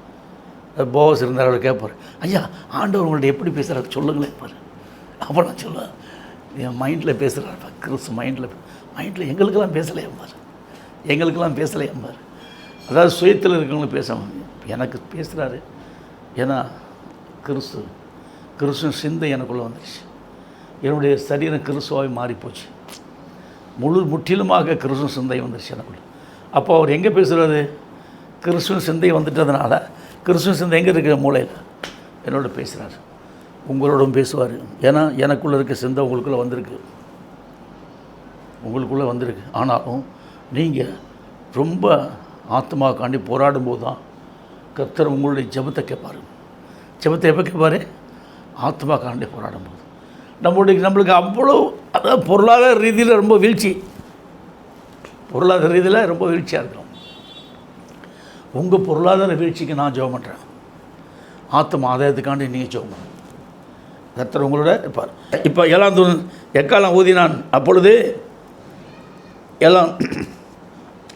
7ஆம் சபையாகிய லவோதிக்கா சபைக்கும் வெளிப்படுத்தல் 10:6-14:7, மல்கியா 4:6, வெளிப்படுத்தல் 10:6-7, வெளிப்படுத்தல் 11:15 படியான 7ஆம் தூதனின் செய்தியின் நேரம்தான் வெளிப்படுத்தல் 8:1 படிங்க. வெளிப்படுத்தல் 8:1 என்ன சொல்லுது? அவர் 7ஆம் முத்திரையை உடைத்தபோது ஏறக்குறைய அரை மணி நேரம் அளவும் அமைதல் உண்டாயிற்று. இப்போ இந்த 7ஆம் முத்திரைக்குரிய ரகசியத்தை 7ஆம் தூதன் வந்து 7ஆம் முத்திரைக்குரிய ரகசியத்தை சொல்லுவான். அப்புறம் எல்லாத்துக்கும் சொல்லுவேன், அப்படியே ஸ்டெப். அப்போ இந்த டைம் என்னென்னு சொன்னால், 7ஆம் தூதன் வரும்போது அவன் 7ஆம் முத்திரை 6ஆம் முத்திரை இந்த முத்திரைக்குரிய ரகசியத்தான் சொல்லிட்டு ஒன்று அப்படியே நம்ம கவுண்ட் டவுனில் வருது. ஏன்னா முதல்ல 1ஆம் தூதன் வரல. இதை நீங்கள் பார்த்தீங்கன்னா வில்லியம் மரியன் பிரகாம்னு ஒருவர் இருந்தார். சொன்னதெல்லாம் தப்பாக சொல்லிட்டார். செய்தியும் மொத்த செய்தியும் தப்பாக சொல்லிட்டார். நம்ம சொன்னால் அவங்க நம்ம சண்டைக்கு வந்துடுவாங்க. வேண்டாம். நம்மளுக்கு கொடுக்கப்பட்ட செய்தியில் வெளியரங்கமாக வரும்போது அவங்க தேவையை கொண்டு வருவார். நம்ம போய் அவங்களுக்கு என்ன ஒரு பிரயாசம் படணும். ஏன்னா பரலோகத்தில் அரை மணி நேரம் என்பது எத்தனாயிரம் வருஷம்? பரலோகத்தில் அரை மணி நேரம் 12,000 வருஷம். அரை மணி நேரம் 10,000, 2,000 வருஷம் முடிஞ்சு போச்சுன்னு 10,000 வருஷம். வருஷத்தின் ஆரம்பத்தில் இந்த ஊரின் 7ஆம் தூதன் வரும். ஏன்னா பரிசுத்த வேதாகமத்தில் 66 ஆகமங்களில் உள்ள அனைத்து ரகசியங்களையும் இவன் தான் வெளிப்படுத்துவான். இந்த அரை மணி நேரம் என்பது எதுக்கு? 12,000 வருஷம். இந்த 12,000 வருஷத்தில் 2,000 வருஷம் முடிஞ்சு போச்சு. இந்த 10,000 வருஷம் இருக்குது. இப்போ நான் எங்கே வந்திருக்கிறேன்ப்பா? 2,000 வருஷம் முடிஞ்சு இந்த 10,000 வருஷம் இல்லை, அதில் ஆரம்பத்தில் வந்திருக்கு. வரும்போது என்ன நடக்கும் அப்படின்னு பார்க்கும்போது 66 ஆகமத்தில் ரகசியத்தை வெளிப்படுத்திடுவோம். வெளிப்படுத்துகிற 3 பார்த்தீங்கன்னா 14-22 லவோதிக்கா சபையின் தூதனுக்கு நீ எழுத வேண்டியது என்ன வேணும்னு சொல்லிட்டு வர்றார் இல்லையா? அதை பார்க்கும்போது நீங்கள் பார்த்தீங்கன்னா இந்த லவோதிக்கா சபையின் தூதனுக்கு நீ எழுத வேண்டியது என்னவென்று அன்றைக்கே சொல்லிட்டார். 2000 வருஷத்துக்கு முன்னாடியே, நான் பிறக்கிறதுக்கு முன்னாடியே லவோதிக்கா சபையின் ஒரு தூதன் வருவான், அவனுக்கு தான் ரகசியத்தை சொல்லணும்னு சொல்லிட்டு. ஆனால் இந்த வேதம் காக்கப்படுது. நல்லா கவனிங்க. இந்த வேதத்தை காத்து என் கைக்கு வர்ற வரைக்கும் அது காக்கப்படுது. இனிமேல் கொண்டும் காக்கப்படும். ஏன்னா இந்த சத்தியமெல்லாம் உங்களை நான் சொல்லி இந்த சத்தியத்தெல்லாம் கொண்டு வந்து அநேக மக்களுக்கு பிரசங்கம் பண்ணி அநேக ஆத்மாக்களை சேர்த்து மகிமையான மனவாட்டி சபையை பரலோகத்துக்குரிய சபையாக மாற்றுற வரைக்கும் நம்ம விடாமல் செயல்படணும். நம்மளுக்கு பின்னாடி கூட நம்மளோட தலைமுறைக்கு இதை சொல்லிவிட்டு அவங்களும் இந்த காரியத்தை செய்ததற்கு அவங்கள ஒப்பு கொடுத்து கொண்டு வரணும். அடுத்து சொல்லும்போது பார்த்திங்கன்னா இப்போ வெளிப்படுத்தல் 3:14-22 சொல்லப்படும். தூதனுக்கு நீ எழுத வேண்டிய என்ன பண்ணி சொல்லிட்டு சத்தியமுள்ள எல்லாம் சொல்லிவிட்டு அவரை செய்யணும். உன் கிரிகளை அறிந்திருக்க இது சபை எப்படி இருக்குன்ற எல்லா டீச்சர்ஸும் கம்ப்ளீட்டாக சொல்கிறார். இந்த காலத்துக்குரிய மெசஞ்சர் வரும்பொழுது சபை எப்படி இருக்கும், குளிர் மண்டி அனல் மண்டி. ஆனால் இவன் வந்து என்ன போடுவான், சத்தியத்தை சொல்லும்போது இதெல்லாம் நீக்கிடுவான். இவன் காலை வச்ச உடனே சில சில சில பார்த்தீங்கன்னா ஒரே ஒற்றாக இருக்கும், கம்பர் அதை ஒற்றை அடிச்சு கிடிச்சு சுத்தம் பண்ணி பெயிண்ட் பண்ணி ஒரு பெயிண்ட் அடித்து அதை பண்ணி இதை பண்ணி வீடு பிளிச்சுனா இருக்கும். அந்த மாதிரி இந்த சரீரத்துக்குள்ளே ஆவியாத்மா சரீரத்துக்குள்ளே எல்லா விதமான அசுத்தத்தை நீக்கி வெளிப்படுத்தல் 3:14 சொல்கிறாரு, லவோதிக்கேயா சபையின் தூதனுக்கு எழுத வேண்டியது என்னவெனில் உண்மையும் சத்தியமுள்ள சாட்சியும் தேவனுடைய சிருஷ்டிக்கு ஆதியமாக இருக்கிறவர் சிருஷ்டிக்கு ஆமேன் என்பவர் சொல்கிறதாவது, உன் கிரியைகளை அறிந்திருக்கிறேன், உனக்கு கொஞ்சம் பலன் இருந்தும் நீ என் நாமத்தை மறுதலியாமல் என் வசனத்தை கை கொண்டிருக்கபடியானால் இதோ திறந்த வாசலை உனக்கு முன்பாக வைக்கிறேன். இந்த திறந்த வாசல் என்பது என்ன சொல்லும்போது இந்த சத்தியத்தை வெளியரங்கமாக கொண்டு வர்றது தான் திறந்த வாசல். இப்போ நம்ம திறந்த வாசல் நம்மளுக்கு கொடுத்துட்டாரு. நம்ம திறந்த வாசலுக்குள்ளே திறந்த வீட்டுக்குள்ளே நாய் நுழையிறோமா அப்படி நுழைஞ்சிட முடியாது நம்ம. ஏன்னா இது அப்பேற்பட்ட சத்தியம். அது யாரும் வர முடியாது. 7ஆம் தூதன் மூலியமாக தான் வரணும். 7ஆம் தூதன் மூலியமாக தான் வரணும். மற்றவங்க யாருமே என்ன பண்ண முடியாது, நுழைய முடியாது. அப்போ எந்த 7ஆம் தூதன் மூலியமாக வந்து அது கூட எப்படி வரணும், முத்திரை தரித்து தான் உள்ளே வர முடியும். மற்றவங்களும் யாரும் வர முடியாது. இடமிருந்து வளரும்போது சிலுமர பிரசவம் முத்திரை தரித்தவன் தான் உள்ளே வர முடியும், இல்லை யாரும் வர முடியாது. சும்மா வெற்றி விட்டால் பேசுவாங்க எல்லாம். ஏன்னா எல்லாருக்குள்ளும் என்ன மரமாக இருக்காங்க, பட்டை மரம். நீங்கள் சொல்கிறார் இல்லையா, பச்சை மரத்துக்கு இந்த பாடுனா பட்டை மரத்துக்கு என்ன பாடுன்றது. அவர் தான் ஒளிவு பச்சை மரம், ஒளிவு மரம். இன்றைக்கி நீங்கள் பார்த்தீங்கன்னா அவர் எப்படி இருக்கார், இப்போ ஒளிவு மரம். பட்டை மரம்னு யாரை சொல்கிறாரு, நம்மளை சொல்கிறார். இன்றைக்கி அவர் எப்படி இருந்தாரோ அதே மாதிரி நம்மளும் இப்போ ஒளிவு மரம் ஆகிட்டோம், பச்சை ஒளிவு மரம். இப்போ நம்மளுக்குள்ளே எல்லாமே அவர் எல்லாத்தையும் மீட்டு நம்மளுக்கு ஊற்றிட்டார். ஃபுல்லாக எல்லாத்தையும் மீட்டுறாரு, நம்மளுக்கு ஃபுல்லாக ஊற்றிட்டார். அவருடைய நாமத்துக்குள்ளே எல்லாம் வந்துடுச்சு. ஏன் நாமத்துக்குள்ளே வந்துட்டோன்னே அந்த நாமத்தை வச்சு நம்ம ஜெயம் கொள்ளக்கூடிய ஒரு கிருபையை கொடுத்துட்டார். அதுதான் அங்கே திட்டம் தெரியுமா எல்லாத்தையும் சொல்லிகிட்டே வர்றாரு. இந்த கடைசியில் பாருங்கள், என் தேவனுடைய நாமத்தையும் என் தேவனுடைய பரலோகத்தில் இறங்கி வருகிற புதிய எருசலேம் ஆகிய என் தேவனுடைய நகரத்தின் நாமத்தையும் புதிய நாமத்தையும் அவன் மேல் எழுதுவேன். என்ன சொல்கிறாரு, நான் அவன் மேலே எழுதுவேன்னு சொல்கிறேன். இப்போ இந்த நாமம் தான் எழுதியாச்சு உங்களுக்கு. புரணமன் நாமத்தை எழுதுவேன்னு சொல்லிட்டார்ல, எழுதிட்டார்ல. அதுக்குள்ளே 4 விதமான காரியம் உள்ளே வந்துருச்சுல. இப்போ இந்த நாமம் நல்லா நீங்கள் படிங்க. அப்போ சிலுவையில் அடிக்கப்படாத நாமத்துக்கு என்ன இல்லை, சிலுவையில் அடிக்கப்படாத நாமத்துக்கு இல்லை. நாமம் 7 எழுத்து. முதல்ல ஒரு சிலுவையில் அடிக்கும்போது அந்த ரத்தம், அந்த காயம், அதுக்கு மேலே என்ன வந்துருச்சு, சிலுவை பற்றிய உபதேசம், அதுக்கு மேலே நாமம். இது 3 நம்மளுக்குள்ளே வந்ததுனால நம்மளுடைய நிலை மாறிடுச்சு. மரணாத்மா ஜீவாத்மா. இப்போ ரத்தத்தின் நிலை ஜீவனுக்குள்ளே வரும். அதுக்கு என்ன கண்டிஷன் வச்சுருக்காரு சொன்னேன், நீ ஊழியம் பண்ணாதான் அந்த நிலை மாறும். இல்லாட்டினா அந்த நிலை என்ன பண்ணாது, மாறாது. அது கொஞ்சம் கொஞ்சமாக இஞ்சாக மாறும். அப்போ என்ன சொல்ல, முதல்ல என்ன சிந்தை இருக்குது, மாம்ச சிந்தை. இப்போ ஆவியின் சிந்தைக்குள்ளே வந்துட்டீங்க. நீ ஊழியம் பண்ண என்ன சிந்தை வரும், கிறிஸ்துவ சிந்தை வரும். கிறிஸ்துவ சிந்தை எனக்கு 100 மடங்கு வந்திருக்கு. எனக்குள்ளே இருக்க கிறிஸ்துவ சிந்தை 100 மடங்கு வந்ததுனால சத்தியம் புரியுது. நான் சொல்கிறது கூட சிலது உங்களுக்கு புரியாமல் இருக்க சந்தர்ப்பம் இல்லை. அது நீங்கள் கிறிஸ்துவ சிந்தையாக மாற அப்போ ஊழியத்தின் பாதையில் உங்களுக்கு அர்ப்பணிக்க ஆத்மாக்கள் காண்டி பிரயாசப்பட முழங்காலன்னு பிரயாசப்படும் போது உங்களுக்கு அதை தரன்றார். முழங்காலன்னு பிரயாசப்படும் போதே ஜபத்தில் தரன்றார். குறிப்புகளை எழுதி வச்சு ஆத்மாக்காண்டி எழுதி வச்சு இந்த ஏரியாவில் எத்தனை ஆத்மா இருக்கான்ற உமக்கு தெரியும், எனக்கு சொல்லும். அவர்களை கொண்டு வந்து எங்கிட்ட நிறுத்தும். சத்தியத்தை சொல்கிறேன். ஏன்னா இந்த பைபிள் வச்சுருக்கவங்களுக்கு முதல்ல சொல்லி அவங்களை கொண்டு வரணும். ஏன்னா மற்ற புறஜாதி மக்கள்லாம் என்ன பண்ணுவாங்க, விரோதிப்பாங்க. நிறைய கிறிஸ்தவங்களே விரோதிக்கிறான்னா பைபிள் வச்சுருக்க. ஒருத்தன் முறுமுறுக்கிறான், பார்க்குறான், இப்படின்றான், நாங்கள் பெருசு நீங்கள் பெருசுன்றான், நாங்கள் தான் பரலோகத்துக்கு போக நீ போக மாட்டேன்றான். பரலோகத்துக்கு போகக்கூடிய ஒரு கூட்டத்தை ரொம்ப சிறுமை எளிமையாக எழுப்பியிருக்காரு. நம்ம தான் பரலோகத்துக்கு எப்படி இருக்கோம், ரொம்ப சிறுமையை எளிமையாக இருக்கிறோம். ஆனால் சிபிஎம் சபை எடுத்துங்க, குதின்னு குதிக்கிறோம். பெரிய பெரிய ஸ்தாபன சபை எல்லாத்தையும் எடுத்துங்க இப்போ எங்களுக்கு 2500 சர்ச் இருக்காப்பா உலகம் பூரா. தமிழ்நாட்டிலே 1000 சர்ச் இருக்குது. சார் சொல்லுவார், தமிழ்நாட்டில் எத்தனை இருக்குது? 10,000 சர்ச் இருக்குது இந்தியாவிலேயே. இப்போ இவங்க எதை எதிர்பார்க்குறாங்க? சத்தியத்தை எதிர்பார்க்கல. அது இப்போ இவன்லாம் இவ்வளோ கஷ்டப்படுறது யாருக்கு? ஏசல்ற நாமத்துக்கு. உண்மையிலே சிலுவையில் அடிக்கப்படாத ரட்சிப்புக்குரிய நாமத்துக்கு இவ்வளோ கஷ்டப்பட்டு தன்னைத்தான் கெடுத்து மற்றவங்களுக்கு எடுக்கிற மாதிரி. ஆனால் நம்ம அப்படி அல்ல. உண்மையான ரட்சிப்புக்குரிய நாமம் என்னென்ன அறிந்து இதனால் இருக்கிற நம்மளுக்கும் தெரியல தான். இப்போ அதை கொஞ்சம் கொஞ்சமாக கர்த்தர் நம்மளுக்கு சொல்லி கொடுத்துக்கணும். அப்போ இப்போ ஏற்பட்ட ஒரு பாக்கியத்துக்குள்ளே வந்திருக்கிறோம். அப்போ அந்த 3 நம்மளுக்குள்ள வந்து அர்த்தம் சொல்ல வெளிப்படுத்தல் 10வது அதில் 1:7 என்ன பின்பு பலமுள்ள பார்த்தீங்கன்னா பின்பு பலமுள்ள வேற ஒருத்தவங்க இறங்கி வரான்.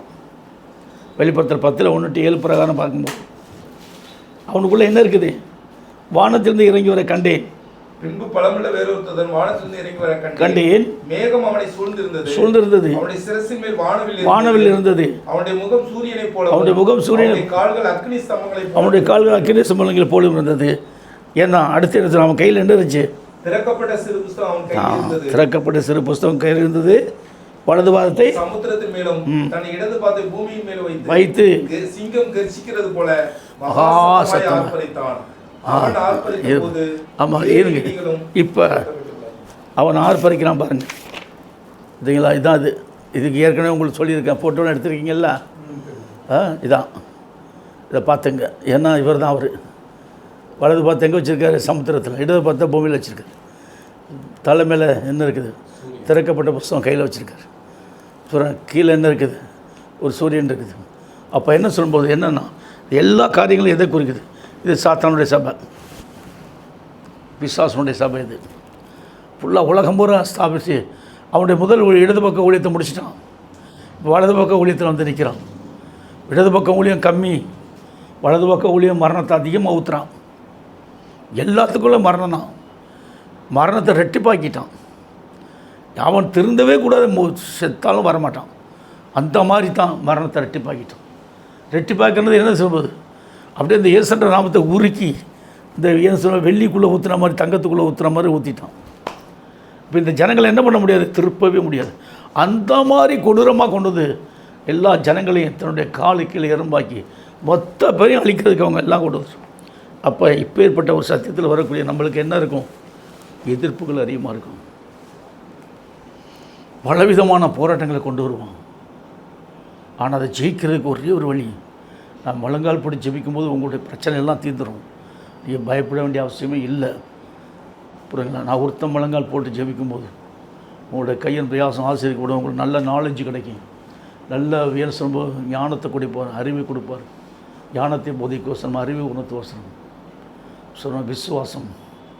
அடுத்த சொன்ன குணமாக்குவார்கள் அற்புதங்கள் சாத்தில் தீர்க்க தரிசனத்தில் ஆவிகளை பகுத்தல் பற்பல ஆவிகளை பாசைகளை பேசல் பாசைவியாக 9 வரங்கள். இதில் ஞானத்தை போதிக்க வசனம், அறிவை உணர்த்த வசனம் நம்மளுக்கு கொடுத்துருக்காரு. எனக்கு அதிகமாக கொடுத்துருக்காரு. அப்போ உங்களை சொல்லும்போது இந்த 2 வரத்துக்குள்ளேயே 7 வரம் மறைஞ்சிருக்கு. 2 வரத்துக்குள்ளேயே 7 வரம் 7 வரம் எனக்குள்ளே இருக்குது. 9 எனக்குள்ளே இருக்குது. இப்போ நான் போகும்போது என்ன வரும்? ஃபயர், அக்னி வரும். என்னோட அக்னி வரும், கூட வரும். அப்போ எனக்கு எதிர்ப்பான முறையில் யார் என்ன பண்ணுவான்?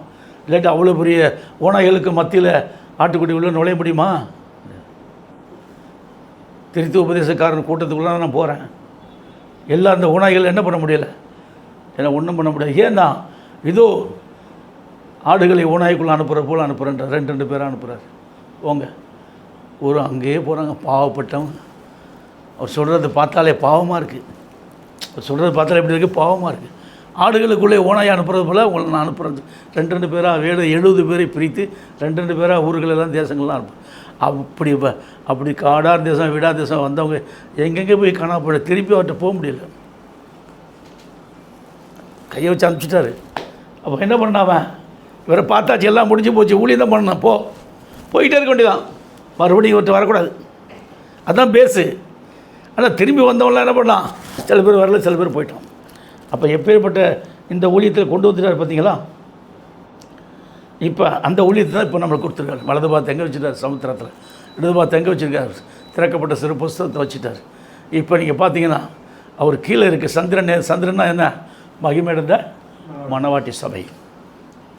சூரியன் என்பது எதை குறிக்கிறதா இருக்கிறது? சூரியன் என்பது எதை குறிக்கிறதா இருக்குது? சிரசு மேலே என்ன இருக்குது? வானவில் என்ன 7 கலர் இருக்கும். 7 கலரும் மகிமையடைந்த மணவாட்டி சபை தான். 7 கலர் வானவில் இருக்கு இல்லையா? வானவில் என்ன இருக்குது? 7 கலர். சந்திரன் என்ன இருக்குது? பாதத்துக்கு அடியில் இருக்குது. மகிமையடைந்த மணவாட்டி சபை தான். இந்த மகிமையடைந்த மணவாட்டி சபையில் இப்போ நான் சொல்கிறேன், அடிக்கடி 7 தான் சொல்லி 7 தான் சொல்லிட்டு வரும். எல்லாம் 7 தான், எல்லாம் 7 வரும். வானவில் 7 கலர் இருக்கும். அந்த 7 கலரும் எப்படி இருக்குது? இந்த சத்தியத்துக்கு ஒத்ததாக வரும். எல்லாமே ஒத்து வரும். சத்தியத்துக்கு ஒத்ததாக வரும். அப்போ கர்த்தர் பெரிய காரியங்களை நம்மளுக்கு செய்துட்டு வர்றாரு. அடுத்து பார்த்திங்கன்னா, அவன் ஆர்ப்பரிக்கும் போது அவன் 7 இடிகளும் சத்தங்கள் முழங்கின. நீ எழுதாத முத்திரை பொழிஞ்சிடும். அந்த 7 இடிகள் என்பது சிலுவை பற்றியல் உபதேசம் தான். அந்த 7 இடிகள் சொன்னது எது சொன்னிச்சு? இதோ அவன் தாய் அவனை பாவத்தில் கர்ப்பம் தெரித்தால் அவன் துர்க்குணத்தில் உருவானான். நீ கேட்கலாம், தமிழ்லையா சொன்னான் இல்லை இங்கிலீஷில் சொன்னானா? எதில் சொன்னான்? கேட்பானா கேட்க மாட்டானா? தமிழில் தான் சொன்னான்னு சொல்லணும். எதில் சொன்னான்? தமிழ். ஏன் 7வது தமிழில் தானே வர்றாரு. 7வது எந்த லாங்குவேஜில் வர்றாரோ அதுதான் லாங்குவேஜ். அவன் தேவதூதனுக்கு எல்லா லாங்குவேஜும் தெரியும். அவன் தமிழில் தான் சொன்னான்னு சொல்லணும்.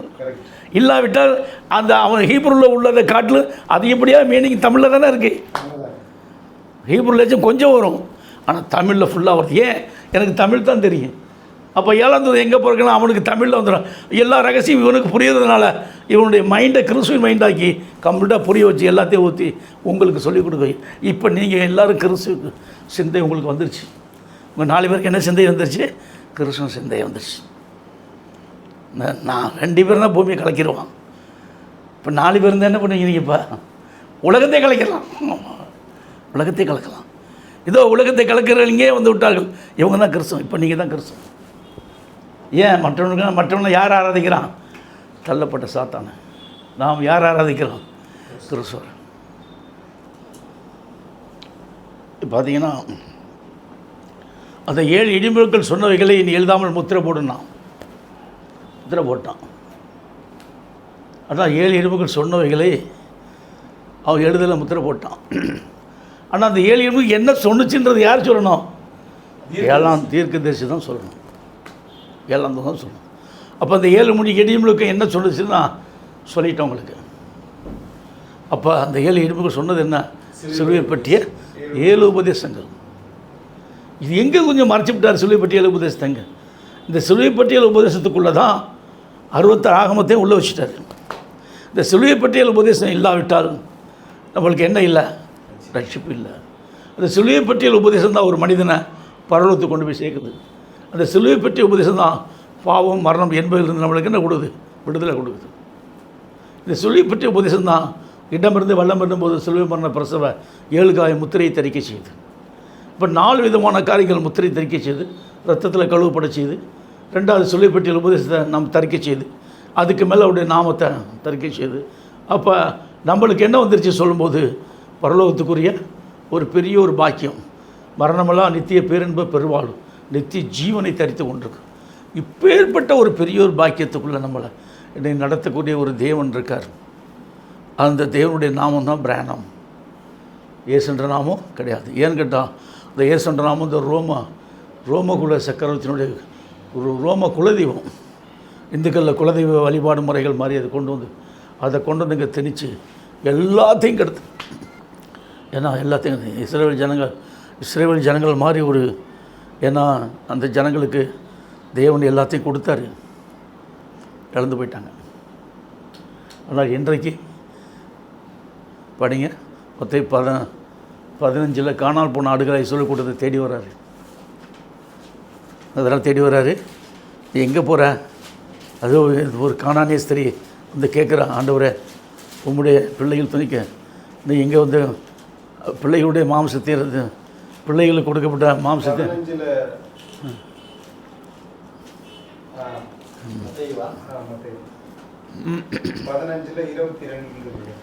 என்ன சொல்கிறாரு? அப்பொழுது அந்த ஸ்திரீ குடியிருக்கிற கானானிய ஸ்திரீ ஒருத்தி அவரிடத்தில் வந்து ஆண்டவரே தாவீதின் குமாரனே எனக்கு இறங்கும், என் மகன் பிசாசினால் கொடிய வேதனைப்படுகிறார் என்று சொல்லி கூப்பிட்டாள். அவளுக்கு பிரதித்திரமாக அவர் ஒரு வார்த்தையும் சொல்லவில்லை. அப்பொழுது அவருடைய சீசர்கள் வந்து, இவள் நம்மை பின்தொடர்ந்து கூப்பிடுகிறாளே, இவளை அனுப்பிவிடும் என்று வேண்டிக் கொண்டார்கள். அதற்கு அவர் காணாமற் போன ஆடுகளாக இஸ்ரவேல் வீட்டாருக்கு அனுப்பப்பட்டேன் அன்றி மற்றபடி அல்ல என்றார். ஏன்னா காணாமல் போன ஆடுகளாக இஸ்ரவேல் கூட்டத்தை தேடி வர்றாரு. இப்போ காணாமல் போன ஆடுகளாக இஸ்ரவேல் கூட்டத்தை தேடி வந்து யாரை பிடிச்சாரு? 7ஆம் தூதனை பிடிச்சிட்டாரு. எங்கேருந்து எங்கே வந்து பிடிக்கிறாரு பாருங்கள்.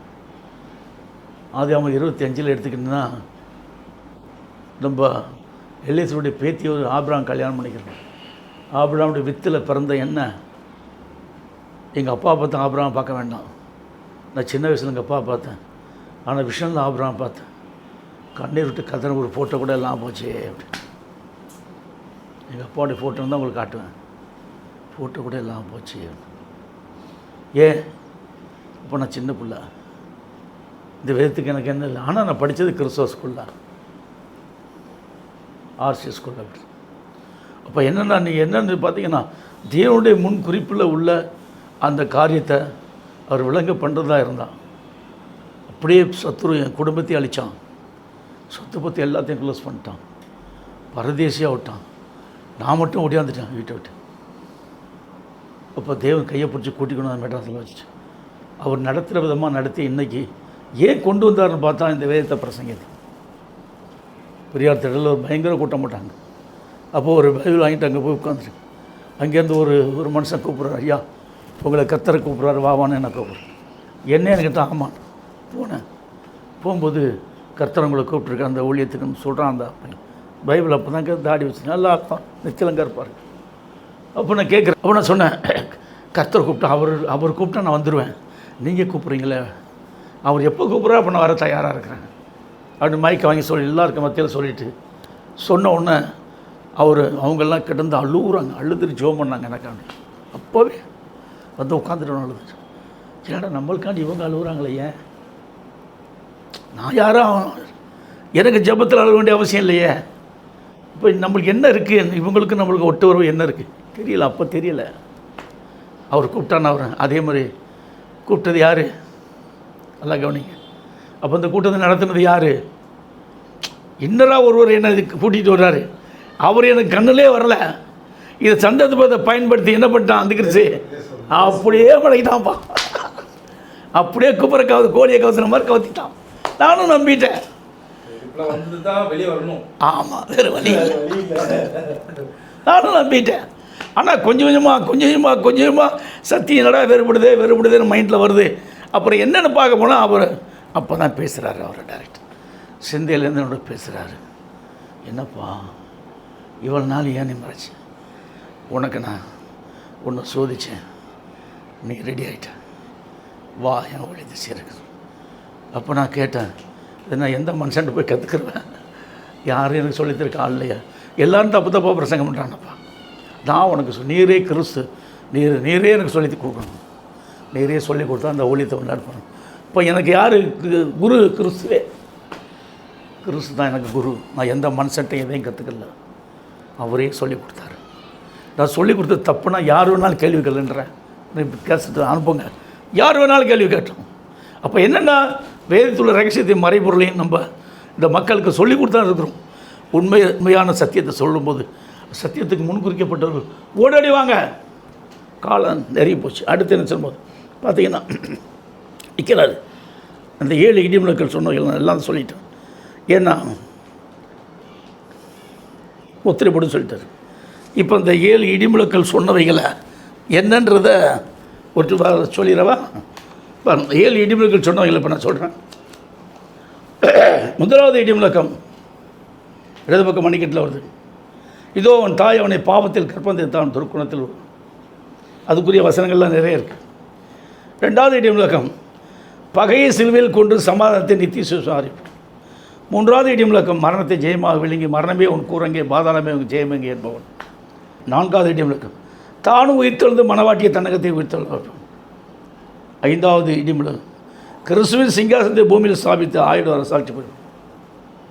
6வது இடி முழக்கம்.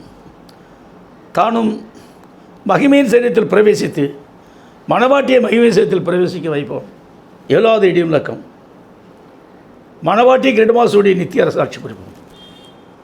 அப்போ எப்பேற்பட்ட அந்த 7 இடிமுகள் சொன்ன ரகசியத்தை இப்போ நான் சொல்லிட்டேன். வெளிப்படுத்த சொல்ல அந்த ரகசியத்தை இப்போ நான் சொல்லிட்டேன். ஃபுல்லாக எழுதி வச்சுட்டேன். அதனுடைய காரியங்கள் எல்லாத்தையும் இங்கே இருக்குது. சம்மந்தப்பட்ட அத்தனையும் நான் சொல்லிக் கொடுக்க தயாராக இருக்கிறேன்.